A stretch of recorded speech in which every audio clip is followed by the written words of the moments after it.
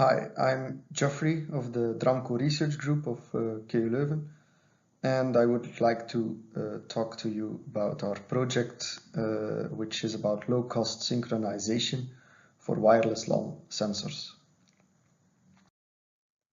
If we look at sensing applications, for instance, monitoring vibrations or localizing acoustic events, we typically require synchronized measurements. Synchronized measurements done with a lot of sensors spread over a large area, and they need to be synchronized within at least 1 millisecond, preferably less than 1 millisecond error.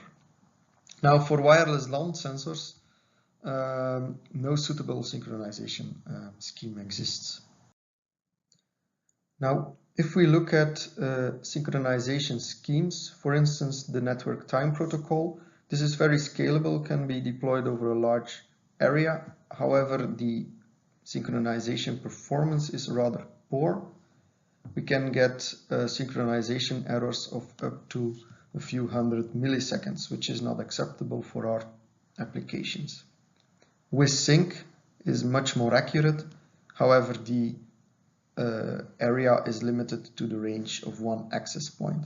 And the same holds for RBIS, which is the reference broadcast infrastructure synchronization scheme. Now, we used RBIS as a basis for our own implementation. How does it work?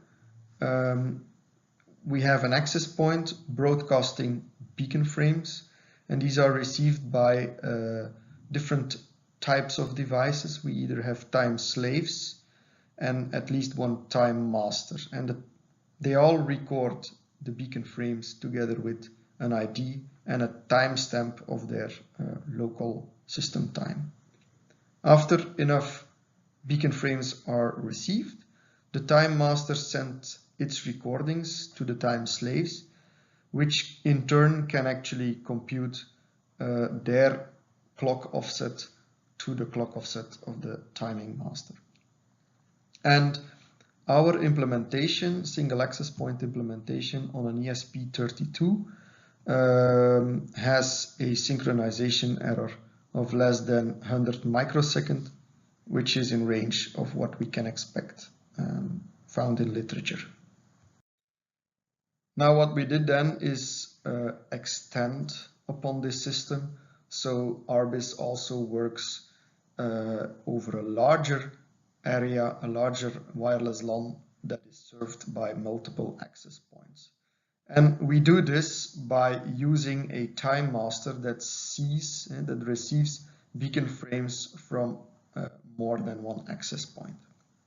This implementation can be found on our GitHub page. It's open source, and we can still get synchronization errors of less than 1 millisecond. However, the synchronization error is cumulative. This can be seen from the graph here. So the blue graph is the synchronization error between, or the clock offset between time master 2 and time master 1, while the red one is the offset between time master 3 and time master 1, which is significantly higher. So this also limits the effective range of the scheme of our current implementation, and shows that more work is definitely needed to keep this error as low as possible. So thank you for your attention. If you have any questions, feel free to ask.